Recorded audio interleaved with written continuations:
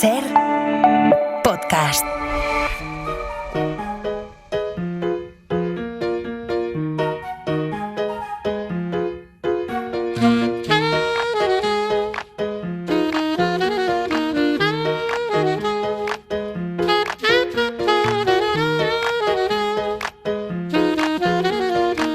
Coordenada 25, con Aimar Bretos.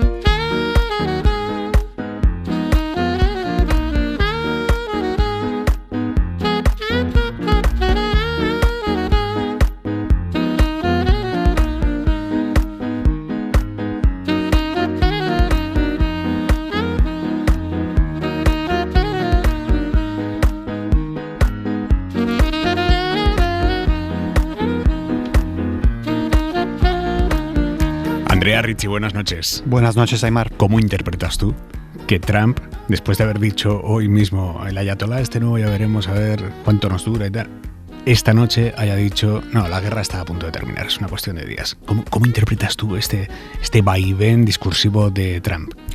Yo creo que es el resultado de una operación que no estaba bien pensada, bien planificada, y por lo tanto esto tiene pinta de una marcha atrás ante un devenir de las cosas que va fuera de control, con una enorme presión en los mercados, el precio del crudo disparado, el malestar de tantos, incluidos sus propios socios y aliados, y entonces tiene pinta de ser el reconocimiento de que hacía falta un cambio de rumbo inmediato porque no se había preparado bien esto. Yo creo que la sustancia es que Trump se envalentonó después de los éxitos con la operación de secuestro de Maduro, con el relativo éxito de la operación contra las instalaciones nucleares en Irán hace unos meses, y creyó que podía cosechar aquí otro éxito más sencillo. Sin embargo, había un problema de fondo.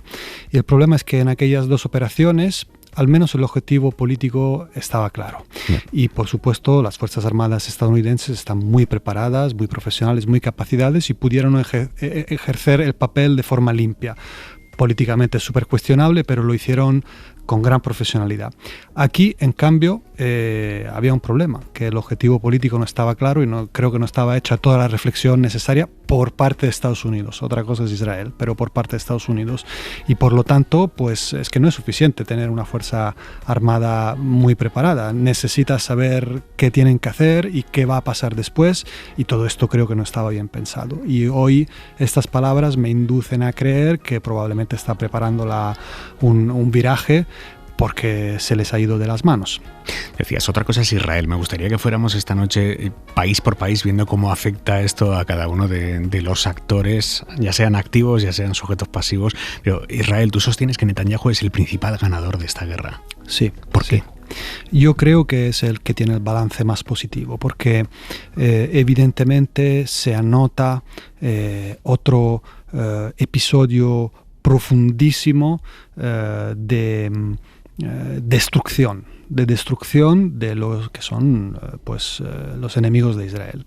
Entonces tenemos ya un largo historial, es una política sin escrúpulos a mi juicio, en la cual con tal de conseguir el debilitamiento de los adversarios, pues Israel pues ha cruzado muchas líneas rojas, ¿no? Y esta es una más, es una guerra a mi juicio ilegal, pero es un tanto político limpio para él. ¿Por qué? Porque evidentemente ha demostrado que puede golpear la cúpula de Irán, ha demostrado que Irán estaba infiltrado hasta la médula. Esto es un mensaje pavoroso, y porque además todo el caos que se reproduce pues tiene un impacto muy superior sobre lo demás que sobre Israel, y eso tampoco le displace, ¿no? Entonces yo creo que el balance es sumamente positivo. Yo creo que él ha trabajado inteligentemente desde el punto de vista de sus mezquinos intereses partidistas, y que consigue aquí un resultado, bueno, positivo para ellos. Y si luego viene un caos de meses o años en Irán, a Israel, pues desgraciadamente le parecerá bien, porque será otro país más del arco musulmán que le rodea, que estará destrozado, arrodillado y tal vez con divisiones internas. Veremos qué pasa. pero si hay caos, otros lo sufriremos, pero a Israel probablemente les parecerá bien. Pero Israel también tiene que sufrir ese caos, te estoy hablando ya desde la perspectiva económica, ¿o no? Sí, sí, evidentemente. Pero lo asumen. Sí, claro, exacto. Si hay una conmoción en el mercado de la energía, evidentemente es una conmoción global, el precio es para todos y nadie es inmune, digamos, ¿no? Salvo que tengas tu propia producción local.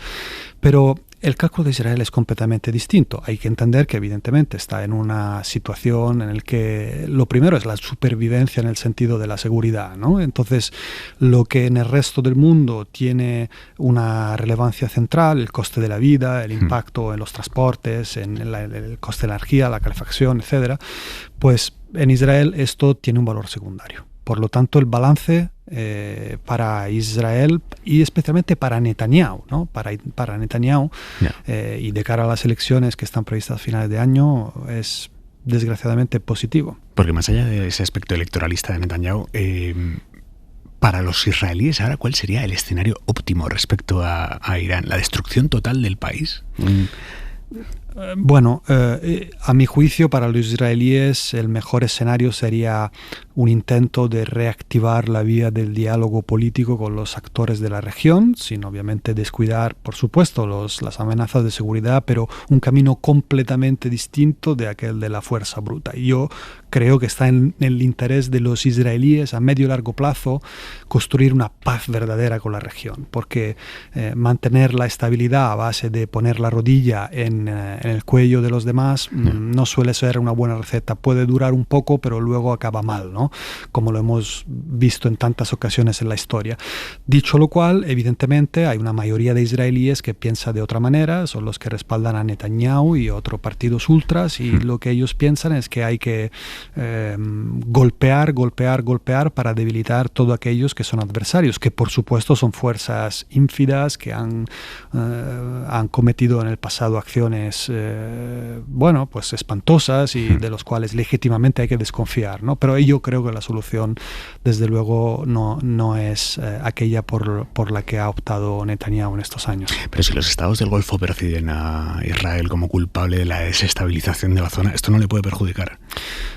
Desde luego... ¿No puede quebrar esa normalización de las relaciones en las que estaban? Sí, desde luego. Yo creo que los países del Golfo tienen en estos momentos un buen rencor acumulado con una situación que perjudica su transición, su evolución, que se basa en una estabilidad, que se basa en configurarse como hubs de muchas cosas, de transporte, de consultorías, de turismo, y todo esto les perjudica y evidentemente será un resentimiento que tendrán acumulado de cara a Israel. No obstante, yo creo que esto no llegará a quebrar esa convergencia, como no lo ha quebrado la indescriptible reacción de Israel contra la Franja de Gaza, ¿no? Una reacción criminal, a mi juicio, con claros rasgos genocidas, pues eso tampoco ha alterado, ¿no? Y son, digamos, hermanos musulmanes, hermanos suníes, y no ha alterado esa convergencia. No creo tampoco que este episodio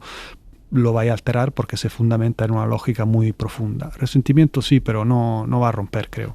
Me gustaría que escucharas conmigo, Andrea, las palabras hoy de Ursula von der Leyen, la presidenta de la Comisión Europea, dando por bueno prácticamente el ataque de Estados Unidos a Israel contra Irán y diciéndonos a los europeos, chicos, asumamos ya que el mundo, con las normas que regían hasta ahora y en las que los europeos nos sentíamos cómodos, y de hecho era nuestra razón de ser, eso ya no existe. Tomemos posiciones en el nuevo mundo. And I want to be clear. There should be no tears shed for the Iranian regime. Quiero ser clara. No se debe llorar por el régimen iraní que ha infligido muerte e impuesto represión a su propio pueblo y que ha causado devastación y desestabilización en toda la región a través de sus aliados armados con misiles y drones. Europa ya no puede ser guardiana del viejo orden mundial, de un mundo que ha desaparecido y ya no volverá. Siempre defendimos y defenderemos el sistema basado en normas que ayudamos a construir con nuestros aliados, pero ya no podemos confiar en él como la única forma de defender nuestros intereses, ni asumir que sus normas nos protegerán de las complejas amenazas que enfrentamos. Por lo tanto, necesitamos construir nuestro propio camino y encontrar nuevas formas de cooperación con nuestros socios. ¿Qué ha sentido el escuchar estas palabras de la presidenta de la Comisión Europea? Pues distintas emociones, ¿no? Algunas de rechazo profundo. Me parece un nuevo episodio de una inaceptable, digamos, sumisión, ¿no? al matonismo de Estados Unidos. Yo, de la presidenta de la Comisión Europea, esperaría un discurso firme en contra de algo abusivo que está generando un caos tremendo, sufrimiento para civiles y probablemente, digamos, turbulencias que se provocarán durante tiempo. Entonces ahí rechazo absoluto siento, y un disgusto y una decepción. Por otra parte, hay otros elementos del discurso. Bueno, pues desde luego, sí, yo tampoco quiero llorar por un régimen opresor como el iraní, que oprime a sus mujeres y no solo a todos sus ciudadanos, ¿no? O sea, no vamos a llorar. Y también debo decir que la constatación de que se está muriendo un mundo basado en reglas, pues es una evidencia. Nunca rigió verdaderamente aquel sintagma del mundo multilateral basado en reglas. Para algunos funcionaba, para nosotros, europeos, blancos, pero para la mayoría del mundo no. Sin embargo, es verdad que había algo que se estaba expandiendo en las últimas décadas con nuevas instituciones, nuevos emprendimientos como el Tribunal Penal Internacional, ¿no? tan importante, ¿no? Y bueno, lo poco que se estaba construyendo, avanzando, se está desmoronando. Y esto es una constatación que todos debemos hacer. Entonces tenemos que razonar a partir de ahí en cómo reaccionar. Bien, a mi juicio, pues es necesario emprender una nueva iniciativa para defender lo poco que está resistiendo y construir por otras vías distintas de la del pasado, porque evidentemente con Estados Unidos ya no se puede hacer. Y al mismo tiempo también adaptarse a la jungla. Entonces, en ese sentido, es cierto que hay que hacer una reflexión. No podemos simplemente quedarnos en la jungla rezando porque las fieras no nos coman, ¿no? Entonces yo creo que es una labor de doble carril. ¿Pero y qué hay que hacer entonces? ¿Salir a matar? No, de ninguna manera. Lo que hay que hacer es dotarse de los instrumentos para disuadir que otros nos puedan subyugar.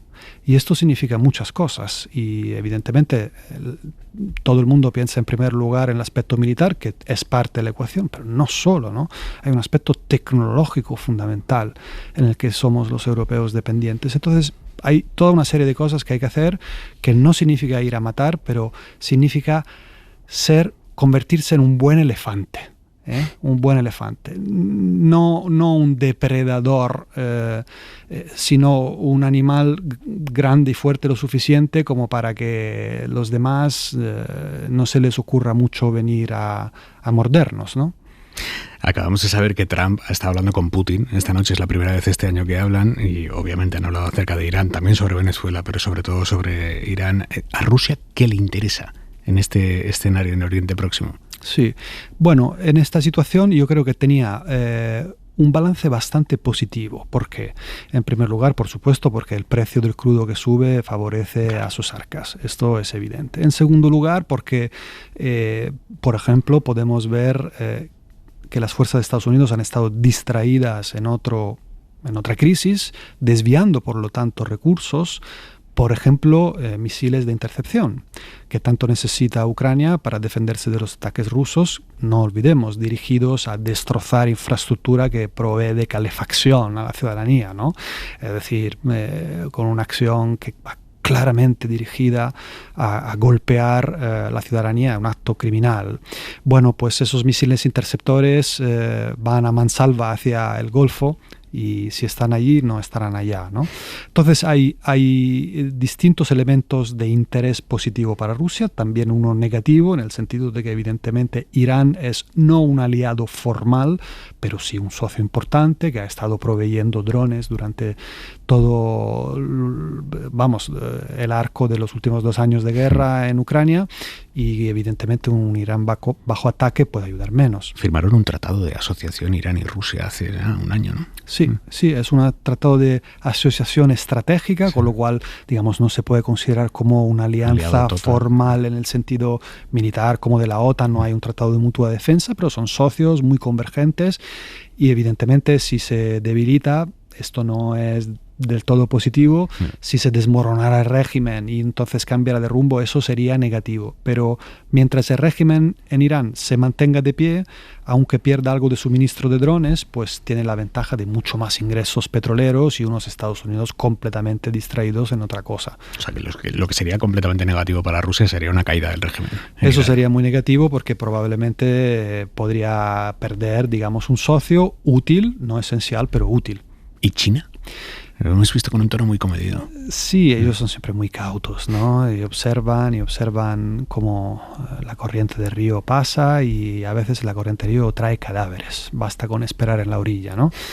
Cadáver del enemigo, digamos, ¿no? Entonces, en este caso, para ellos la realidad es ambivalente. Evidentemente, todo este caos es un problema muy grande porque ellos tienen en el Golfo una fuente de abastecimiento fundamental en términos de recursos energéticos y entonces esas turbulencias son muy graves. Claro, es que se les cerró la fuente venezolana de petróleo, se les cierra ahora la fuente del Golfo de petróleo, hay un problema ahí. Sí, eso es un problema y ellos están preocupados y han estado maniobrando, han estado, yo creo, intentando convencer a los iraníes para al menos dejar pasar los barcos que vayan hacia allá, ¿no? Cosas bastante complicadas, pero evidentemente es un problema, pero al mismo tiempo la manera en la que Estados Unidos se desgasta en todo esto y el daño también que nos hace a los europeos que estamos relativamente cerca de esto es un activo estratégico fundamental. O sea, hay que darse cuenta que Estados Unidos y sus fuerzas y su prestigio se desgastan en estas iniciativas, tienen que concentrarse en otros asuntos y ellos sienten que esta distracción es positiva, con lo cual hay elementos muy importantes favorables para Pekín en todo esto. Irán, Venezuela, Nigeria, ¿dónde quedó el no intervencionismo de Trump, que era como su gran bandera, ¿no? Pues quedó en el cajón como tantas cosas procedentes de un líder que evidentemente no tiene una palabra de la cual uno se pueda fiar, ¿no?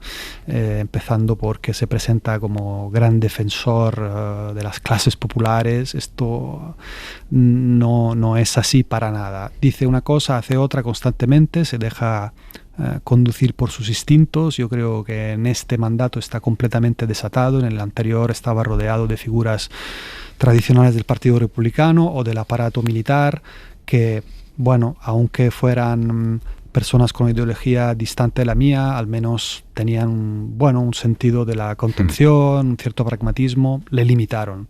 Ahora se ha rodeado de yes men, básicamente, ¿no? Y no parece que haya nadie que le frene y estamos sufriendo el resto de la humanidad en nuestras carnes esto, con lo cual el discurso de un presidente que no se metería en guerras de elección, el discurso de un presidente que buscaba la paz, pues ha ido por el desagüe. Ha sido impactante ver este fin de semana, ayer, a 12 representantes, jefes de gobiernos de derechas latinoamericanos reunidos con Trump, anunciando lo que han llamado el escudo de las Américas. Sí, impresionante, y es un resultado de otro de los flancos, ¿no?, de la política exterior de la administración trumpista, que ha vuelto a poner en primer plano el hemisferio. Y bueno, pues es una imagen que da muchos motivos de inquietud, a mi juicio. Es una imagen que tiene un punto de vasallaje, a mi juicio. Es una imagen que yo creo que es preocupante para América Latina, porque tenemos una fuerza que ha decidido ejercer su hegemonía de una manera que recuerda a otras décadas. Estados Unidos evidentemente siempre se ha inmiscuido, ¿no?, en los asuntos de la región, pero hay una diferencia entre los 70, el golpe de Estado en Chile, y lo que ha pasado, pues no sé, en las primeras 2 décadas de este siglo, ¿no? Y me parece que Estados Unidos vuelve a un tipo de intervencionismo espantoso, que puede ser o ir a sacar a un presidente nefasto, un dictador opresor, todo lo que queramos, pero en fin, con ese tipo de operación, o de repente darle un rescate con condiciones favorables a alguien que quieres apoyar antes de unas elecciones, ¿no? Milei. Y además diciendo que si no ganaba Milei no les dabas el rescate. Eso es. Entonces, intervencionismo, interferencias, huele a recuerdos oscuros. ¿Pero qué sacan ellos? O sea, yo entiendo qué incentivos tiene Trump, obviamente, para intentar ser el hegemónico allí, pero ¿qué saca Kast, qué saca Bukele, qué sacan todos ellos yendo allí a un campo de golf de Trump a ponerse detrás de él en la foto y decir, sí señor? Bueno, ellos creen 2 cosas. Uno, que estando en sintonía con Trump podrían recibir ayuda en caso de necesitarla, como le ha ocurrido a Milei, por ejemplo, ¿no? 2, esto es una lógica de patio, de colegio, del matonismo, ¿no?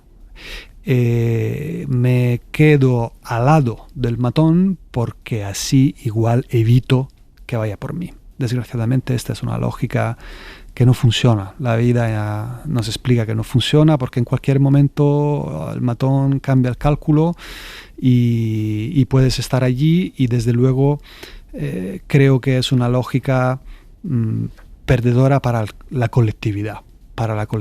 ¿No? Ser un bystander, ser un indiferente ante el matonismo, al final es un daño seguro para todos y probablemente para ti mismo. Joder, lo que proyectaba esa foto, te empezabas a mirar país por país todos los que estaban allí, y dices, es que salvo Brasil, Colombia y México, toda América Latina ya es de derechas. Sí, porque el péndulo se ha movido de forma espectacular hacia ese extremo.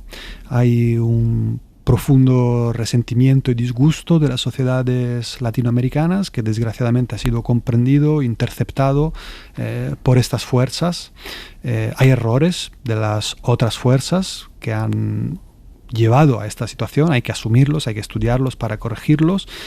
Y estos movimientos han sabido interceptar ese malestar, han sabido manipularlo, han sido ayudados, yo creo, también para ciertos, mecanismos de plataformas tecnológicas, y están en un auge francamente impresionante. Richie, ¿qué nos recomiendas leer esta semana? Sí. Quiero recomendar un ensayo de Pankaj Mishra que se llama El mundo después de Gaza. Lo ha publicado Galaxia Gutenberg y es un libro que creo que viene muy a cuento con lo que está pasando ahora, porque aunque la crisis de Irán no tiene relación directa con la de Gaza, lo que se explica en ese ensayo creo que es muy relevante, porque es una construcción intelectual sobre el devenir del mundo después del Holocausto. Y a partir de allí dice muchas cosas sobre colonialismo, por ejemplo, sobre cierta mentalidad de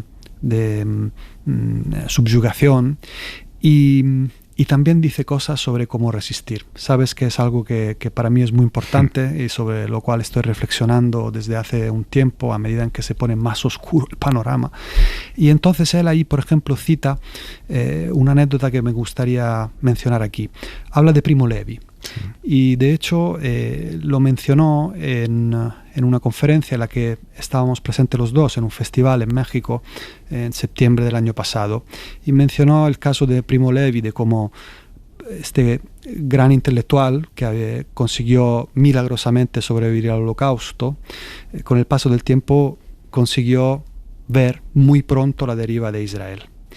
Entonces Pankaj lo explica en el ensayo, y en ese acto hizo referencia, y yo sentí que había una vibración emocional fortísima en la audiencia cuando él habló de este hombre, de este judío que había logrado sobrevivir al Holocausto en Auschwitz, desmarcarse de su país. La valentía intelectual infinita de este hombre, que empezó a decir: este sionismo va por una deriva deleznable. Se quedó muy solo Primo Levi, pero hizo la cosa correcta. Esto está en el libro de Pankaj y creo que este tipo de vibración emocional, de resistencia valiente, de ir por el camino a contracorriente, incluso a contracorriente de los tuyos, es un ejemplo que debemos seguir considerando a fondo en este tiempo. El mundo después de Gaza, Pankaj Mishra. Muchísimas gracias, Andrea, como siempre. Un placer. Un abrazo, adiós. Para no perderte ningún episodio, síguenos en la aplicación o la web de la SER, Podium Podcast o tu plataforma de audio favorita.